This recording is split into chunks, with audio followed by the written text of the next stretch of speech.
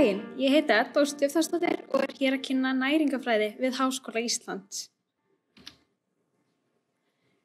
Eins og glæran sýnir, þá er næringarfræði vísindagrein sem fjallar hvernig næring hefur áhrif á líkamann og andleg heilbrigði. Við erum mikið að læra mannslíkamann í þessu námi, enda er það mikilvægt að vita hvernig næringarefnin hefur áhrif á okkur. BSc í næringarfræði tekur 3 ár.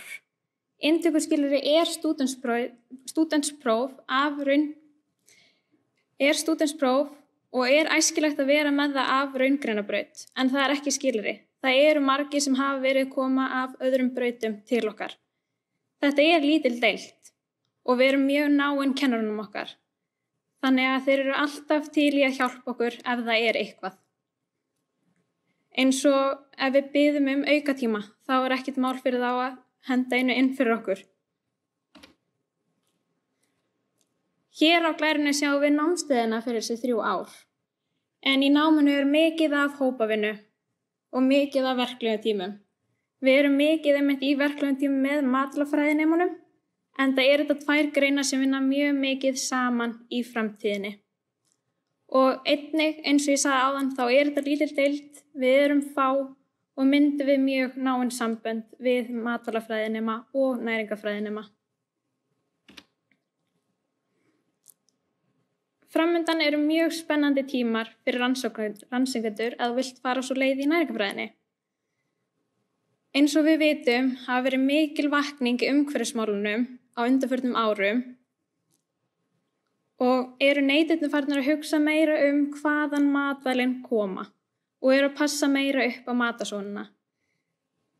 Þannig það er ljóst að þessi þróun verður meira í framtíðinni og er tilvalið fyrir rannsakendur að skoða þetta nánar. Og við hvað vinna næringarfræðinemar?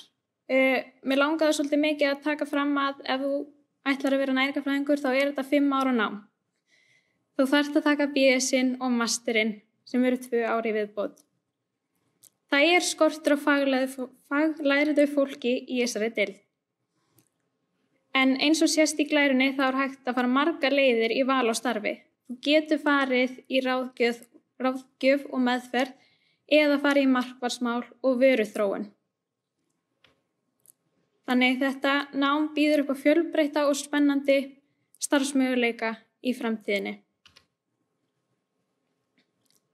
Þannig ef þú hefur áhuga á þessum punktum sem á glærunni, eins og til dæmis hvernig næring hefur áhrif á líkamann okkar, hvernig það hefur áhrif á til dæmis ýmsa sjúkdóma, hvernig það er fyrir íþróttafólk, það þarf næringu til þess að hlaupa í 90 mínútur í heilum fótboltaleik og þá er þetta nám alveg klárlega fyrir þig. Næringarfræðin er framtíðin. Öll þurfum við að borða og það er mikilvægt að vita hvað það er sem við borðum og hvað það er sem gerir okkur gott. Takk fyrir áhorfið og vonandi sé ykkur í haust.